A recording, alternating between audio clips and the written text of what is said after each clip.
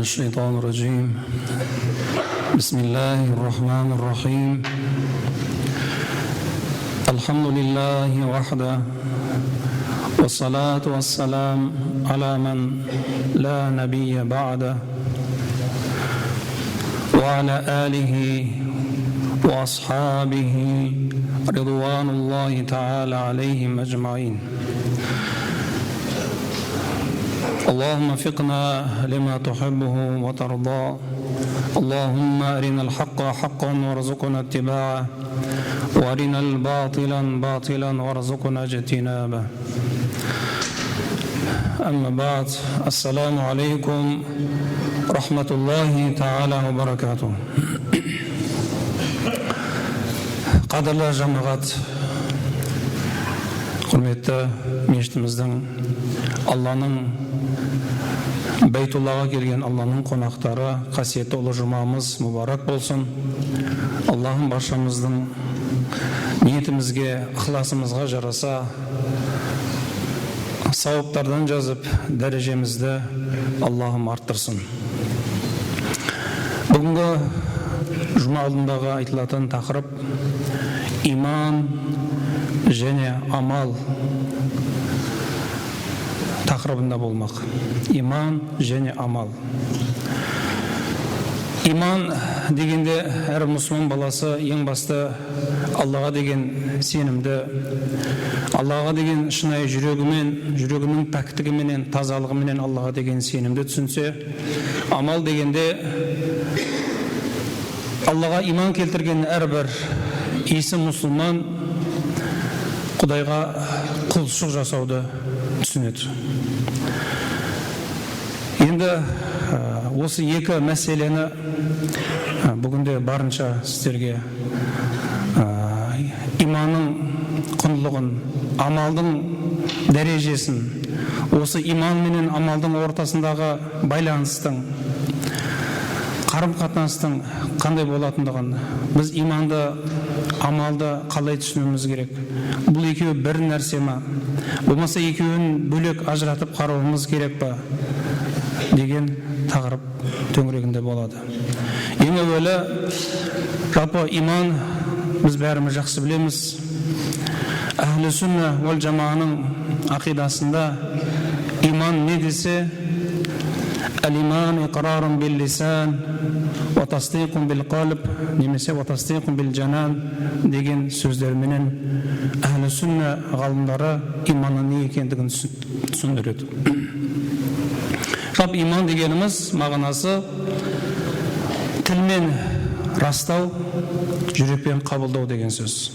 Яғни жүрекпен қабылдаған нәрсемізді тілмен айту, жеткізу дегенді түсіндіреді. Ал шариғатымызда иман деген сөз Алла Тағала тарапынан барлық келген үкімді қабылдап, жүрегімізбен қабылдап, әрі тілімізбенен калиманы айтуды шариғатымызда иман деп айтады. Біз білеміз, егер адам баласы жүрегіменен қабылдаса, Аллаға сенсе, бірақ белгілі бір себептерменен калиманы айта алмаса, оны біз мұсылман санаймыз.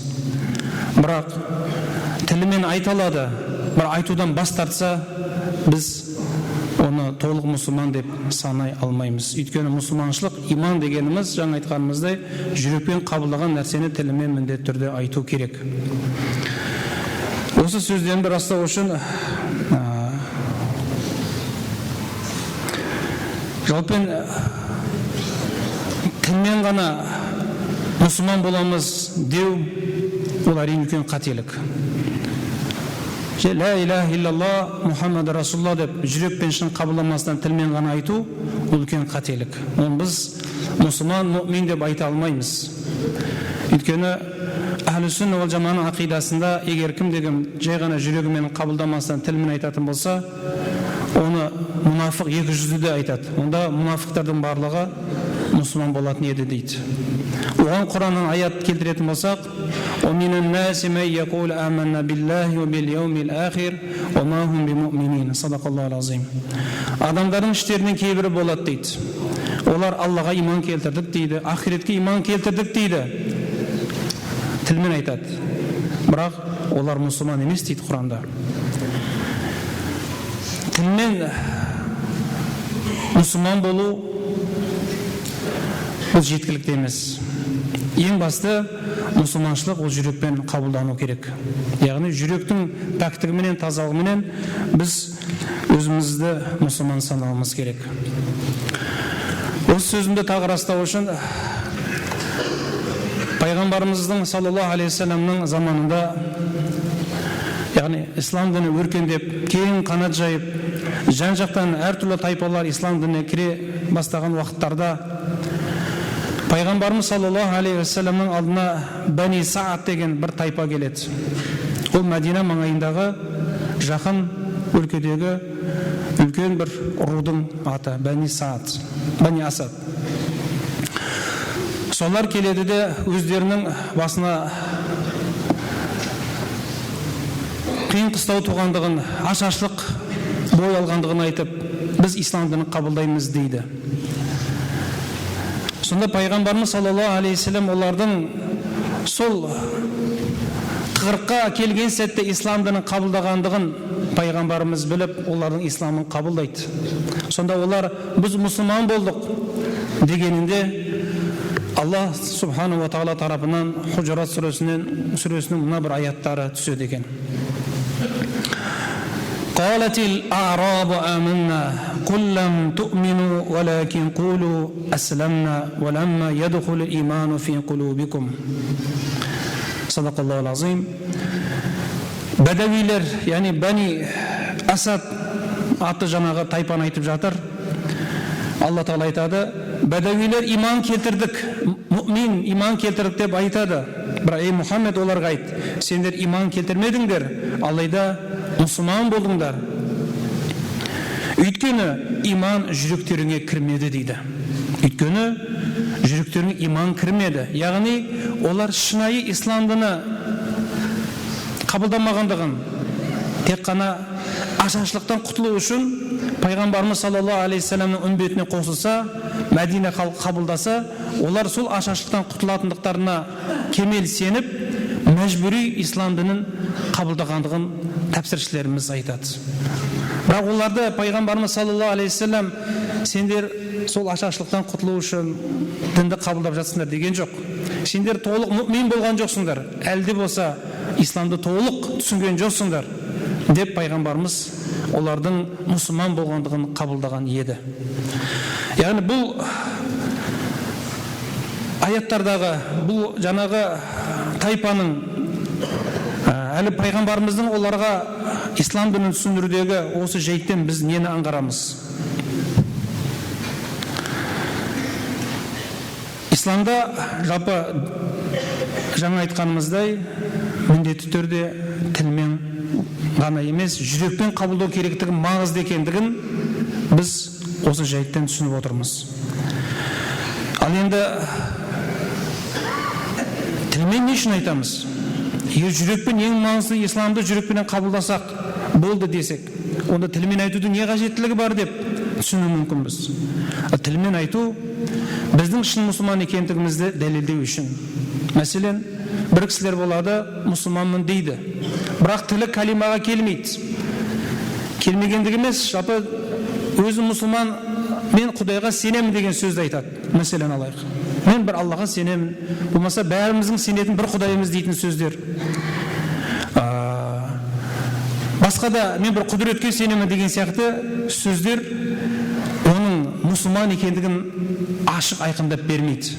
Біздің ақидамыз әхлі сүнна уәл жамаға ақидасында, яғни шын мәнінде өзінің мұсылман екенін тілмен айту бұл шарт. Тілмен айту шарт. Яғни иманның жаңа басында айтқанымыз екі шарты болса, оның бірі тілменен сенгендігін, жүрекпенен қабылдағандығын міндетті түрде растап білдіру керек. Тіпті айтады, әлге оның мұсылман екендігін білу үшін ертеңгі күн мәселен адам дүниеден өткен кезде, ол егер жүрегімен шын Аллаға сеніп кеткен болса, бірақ тілімен өз мұсылман екендігін білдірмесе, немесе мен мұсылманмын демесе, болмаса калимаға тілін келтірмесе, біз оны мұсылман деп қабылдай алмаймыз. ертең күні дүние өткен кезде оны біз жаназасын шығарып, мұсылмандардың бейітіне қайтып қоямыз. Немесе елдің жұрттың алдында ол кісі мұсылман екендігін нақты айтпаса, нақты мен мұсылманмын немесе тілін ла иляха иллалла демесе, оның шынайы мұсылман болғандығы әлгі әхлі кітап иелері сияқты болып қалғандығы болады. Әхлі кітап иелері тілін калимаға келтірмейді. Ла иляха иллалла Мұхаммад Расулалла демейді. Олар ла иляха иллалланы айтар мүмкін. Бірлер оны да айтпайды. Ал енді сол кісілерді мен бір Құдайға сенемін, бірақ тілін калимаға келтірмеуі, ол басқа дін өкілдері, Алла Тағала тарапынан түскен басқа христиандар іспетті, яһудилер іспетті сенімде болып қалады құрым. Біз оны мұсылмандардың қатарына кіргізе алмаймыз. Сонда екі шарт міндетті түрде әр мұсылман баласы жүрегіменен қабылдаған сенімді тілменен айтып растау керек, құрметті жамағат. Бұл иманымыздың, жалпы біздің күпірменен мұсылман болуымыздың ара-жігін ажырататын осы екі шарт. Біз жүрегімен имандылықты қабылдаған адамды, тілімен калиманың адамды біз иманды деп айтамыз. Бұған бүкіл әхлі сүнна ғалымдарының барлығы бір ауыздан бұған бітімгершілікке келген. Бұл мәселе ешқандай бір дау жоқ. Мүмкін кейбірлері қазір бұл мәселеге біз тағы да осы уағызымыздың соңында тоқтармыз.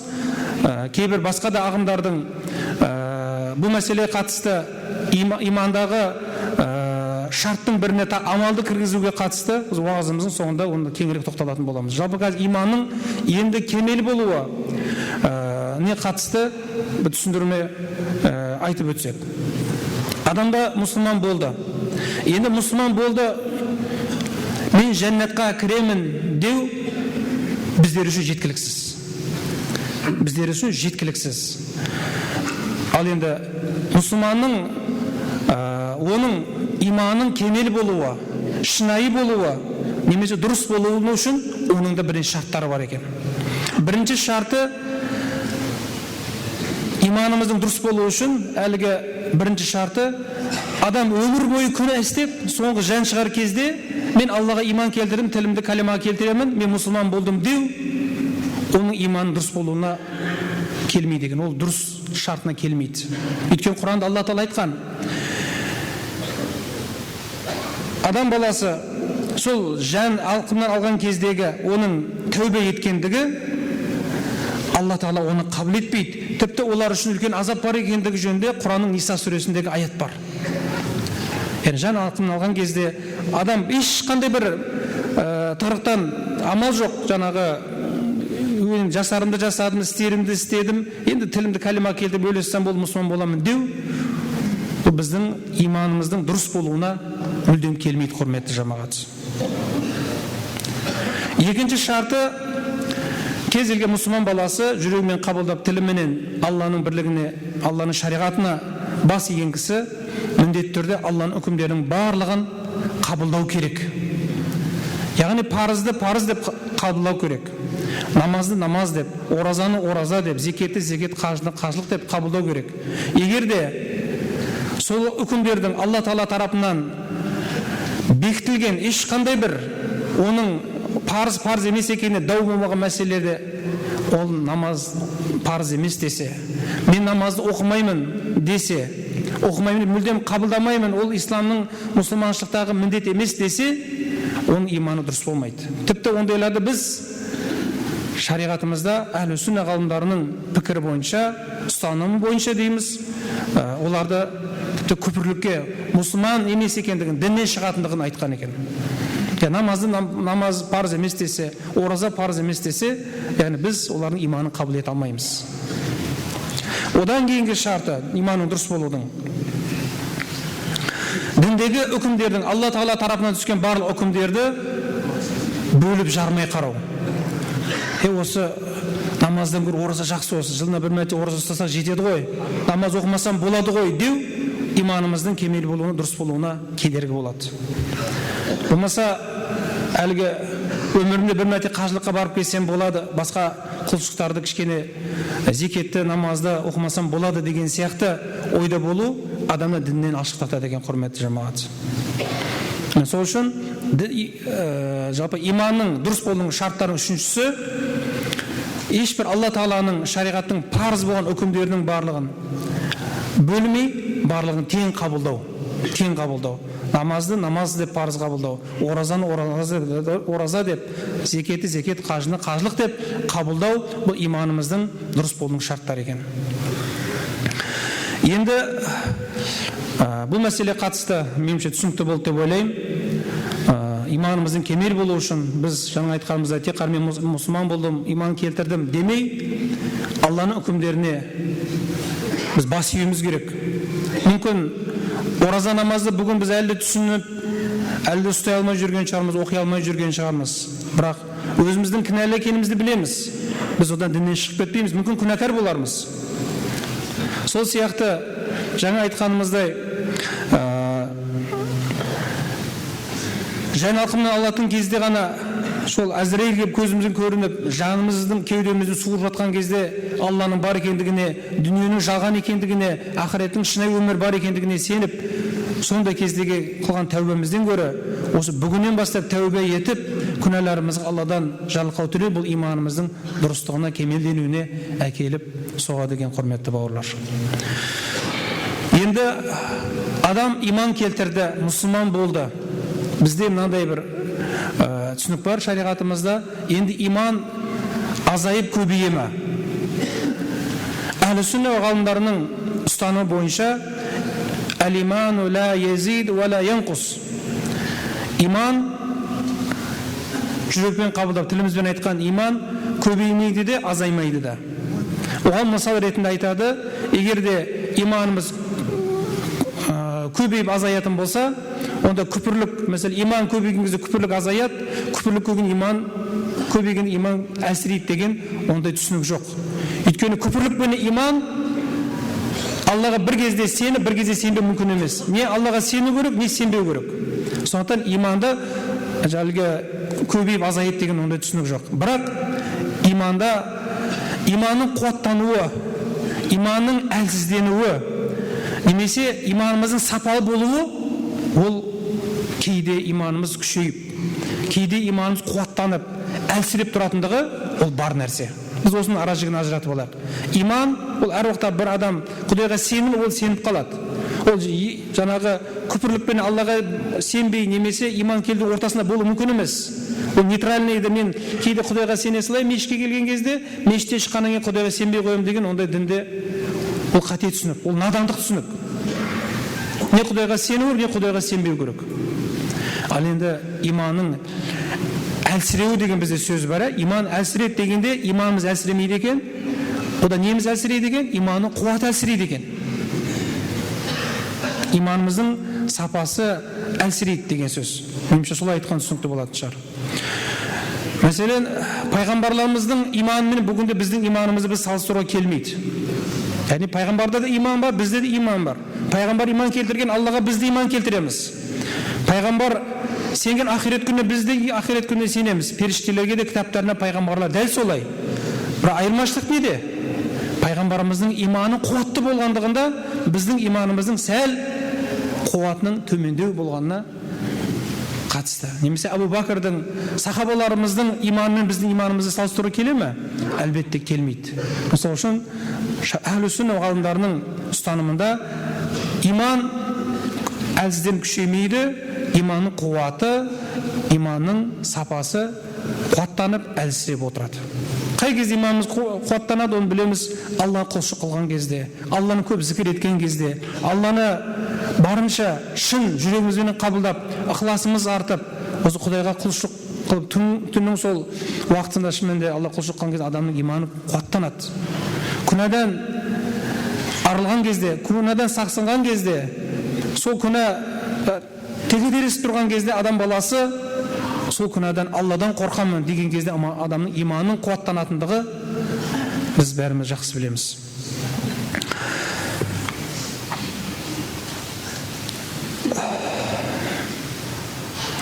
Енді осыған қатысты жалпы Құранда да бірнеше аяттарды сөзімді қуаттау үшін, растау үшін мына бір Құранның дәлелдерінен де түсінікті болу үшін айта кетейін. Ибрахим алейхиссалам бірде Алла субхану ва тағалаға мына бір аяттарды айтқан еді. Ва из қала Ибрахим Рабби арини кайфа тухйил маута. Бірде Ибрахим алейхиссалам: Раббым, маған өлілерді қайтып тірілтетіндігіңді көрсетші деді. Сонда Алла Тағала не деді?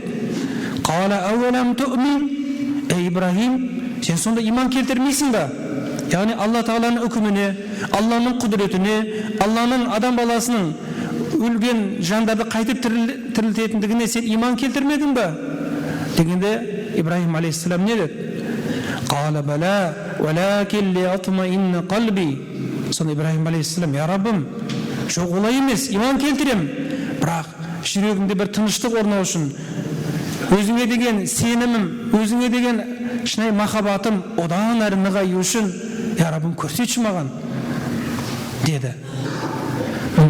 Ал енді осы жерден Ибрахим алейхиссаламның сонда Алла Тағаланың өлгендерді тірілтетіндігіне сенді, иман келтірді, бірақ жүрегінің иманның одан әрі қуаттану үшін, Алланың сол құдіретін одан әрі көріп, иманы күшею үшін Алла Тағаладан өлілерді қайтып тірілтетіндігін сұраған еді. Бұл деген сөз, яғни адам баласының сол иманның күшею үшін Алла Тағаланың құдіретін көріп, өзімізге күнделікті тіршілікте табиғаттың құбылысындағы, жаратылыстағы әртүрлі күнделікті көріп жатқан, көзімізбен көріп жатқан жайттердің барлығында Алланың құдіреті бар екендігін бәріміз жақсы білеміз. Құранда айтқанда: «Инна фи халқис самавати вал ард ва ихтилафил лейли ван нахар ла аятин ли улил албаб». Садақаллахул азим. Шынында жер бетіндегі, аспандағы жаратылыста, жер бетіндегі жаратылыста, күннің түнге ауысуы, түннің күнге ауысуында бұл недегі ілім иелері үшін, ақыл парасаты кемел адамдар үшін үлкен ғибрет бар дейді Құранда. Яғни бұл деген сөз Алланың барлық жаратылысына ілім иелері үшін, ақыл парасаты кемел адамдар үшін Алланың құдіретін көріп, иманын күшейтуге болатындығын айтып жатыр. Енді иманның әлсізденуі, қуаттануы жайында меніңше түсінікті болады деп ойлаймын. Енді ең басты бүгінгі тақырыптағы иман менен амалдың бір болатындығы жөнінде, немесе иман мен амал екеуі бөлек мәселе жөнінде түсіндіріп өтсек. Жаңа айтқанымыздай, егер де бүгінгі таңда кейбір бауырларымыздың иманның 3 шарты бар дейтіндер бар. Біз иманның 2 шарты бар дейміз. Олар айтады, жоқ, иманның 3 шарты бар дейді.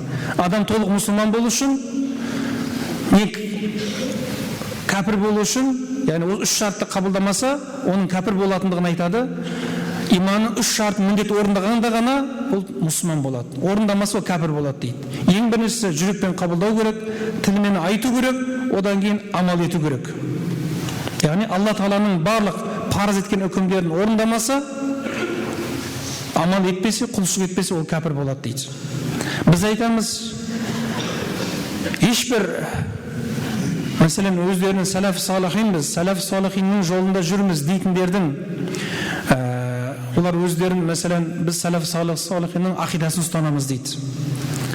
Сәләф салихиннің ешбірінің ақидасында, егер менің сөзім жалған болса, айтсын, егер олар осы сөзінде сәләф салихин ақидасы дейтін болса, олар өтірік айтқандығы болады. Сәләф салихиннің уақытында ақидаға қатысты 2 ғана кітап жарық көрген. Сәләф салихиннің дәуірінде ол сахабаларымыздың, табиғиндеріміздің, табиғиндеріміздің заманында 3 ғасырда дейміз. Пайғамбарымыздың ғасырын болса да біз айтпаймыз. Өйткені сәләф салихин сол 3 ғасырдың кісілерін айтып жатыр. Сол 3 ғасырдың уақытында тек қана табиғиндердің уақытында имам Абу Ханифа рахматуллаху алейхтің ақидаға қатысты айтқан кітабы бар. Атба табиғиндердің заманында имамы Джафар ат-Тахауидің жазған ақида кітабы бар. 2 ғана ақида кітап. Сол 2 ғана ақида кітаптың өзінде иманның екі ғана шартын айтады, үш шартын айтпайды. Яғни қайсысы? Жүрекпен қабылдап, тілмен айтуды айтады. Әлі өзіміз салаф салахинбіз дейтіндер, біз салафтардың ақидасын ұстанатынбыз дейтіндердің ешбірі осы айтсын. Қайсысы ақиданың қатысты осы үш нәрсені шарт қылады. Әхлі сүнна уал жамағалардың барлығы бүгінгі таңда иманның екі шартын ғана біздерге бар екендігін айтып отыр. Ал енді осыған қатысты деректері, дәлелдерді айтатын болсақ, мәселен, біз айтамыз, Аллаға жүрекпен иман келтірді, жүрегімен қабылдады, тіліменен кәлиманы айтты, ол мұсылман. Ол мұсылман. Жалпы иман, мұсылман болған адам, ол жәннатқа кіреді. Ал амал не үшін керек? Құлшылық не үшін керек?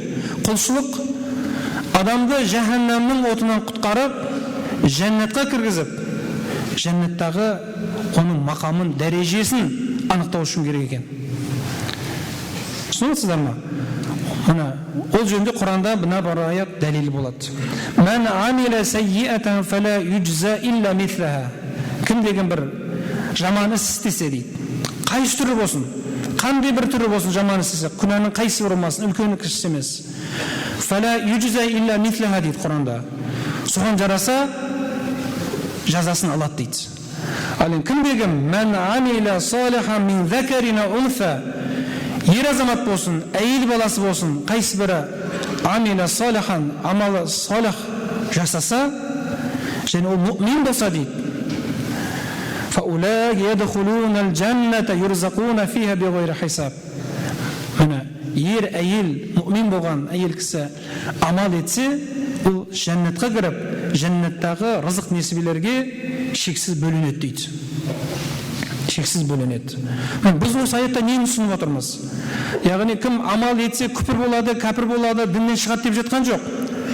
Кім жаман күнә істесе не дейді? Соған жараса жазасын алады дейді.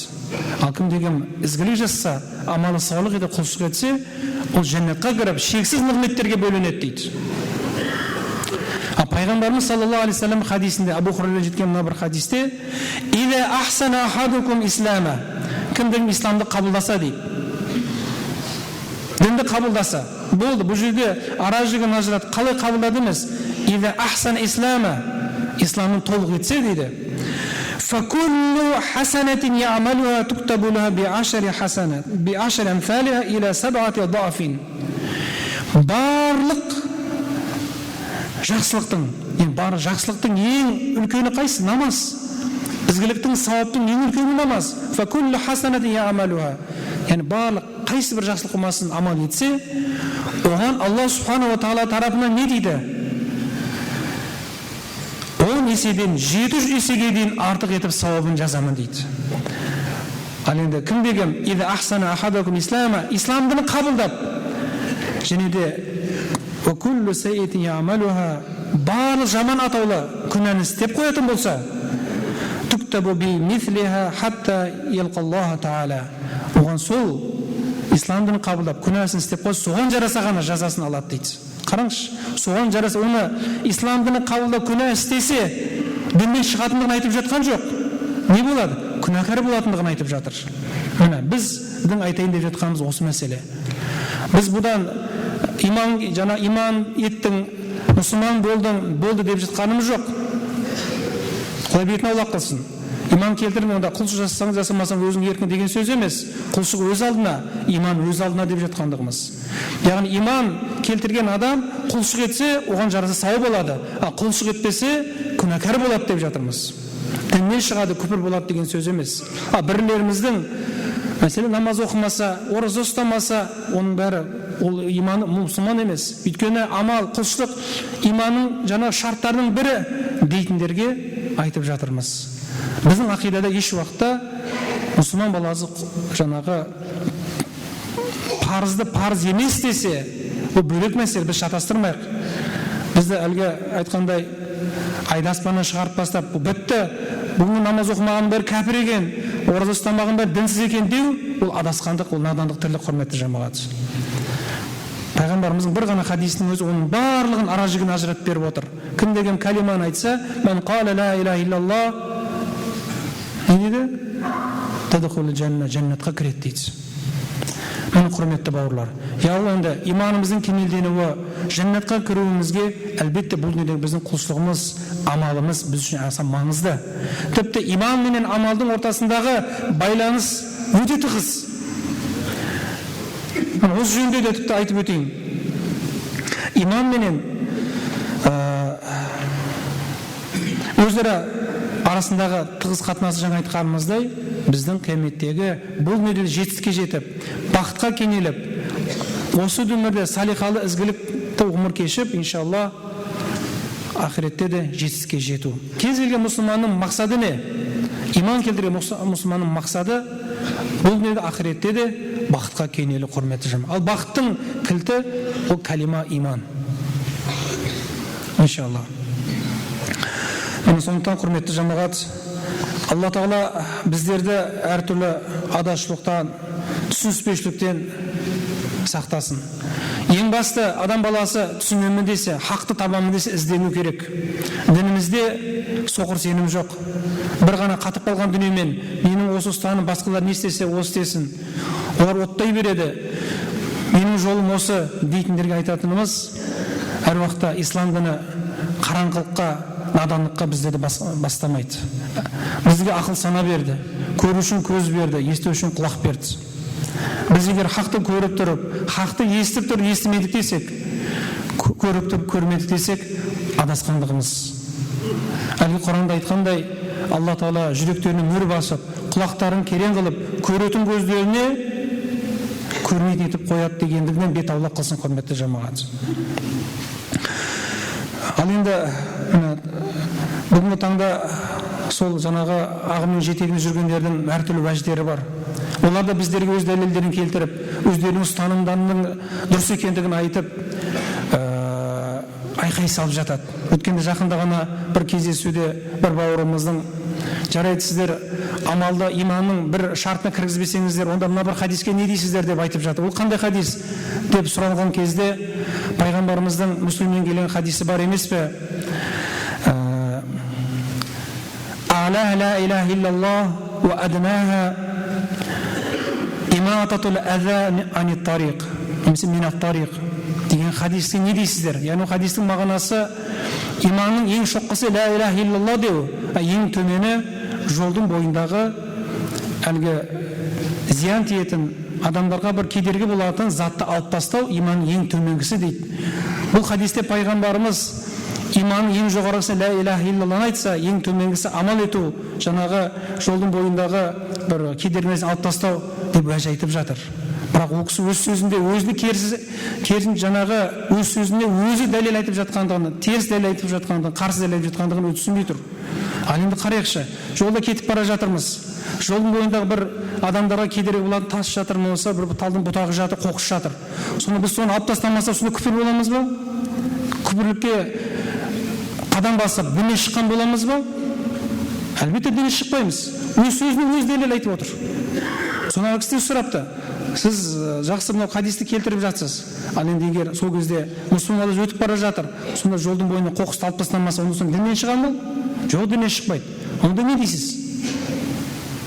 Ол жерде мақсат иманның, ол жерде иманға деген әр адам баласының, тіпті иманның соншалықты бұл адам бойында болу керектігін, ол тек қана өзі ғана емес, өзгелерге барлығын жан ашып, тіпті жолдағы қоқыс болсын, басқа болсын, соны алып тастап, мұсылмандарға пайда істеген адамның қаншақты иманның кемел болатындығы жөнінде мақсат айтып жатқан хадис екендігін түсінбейміз көбіміз.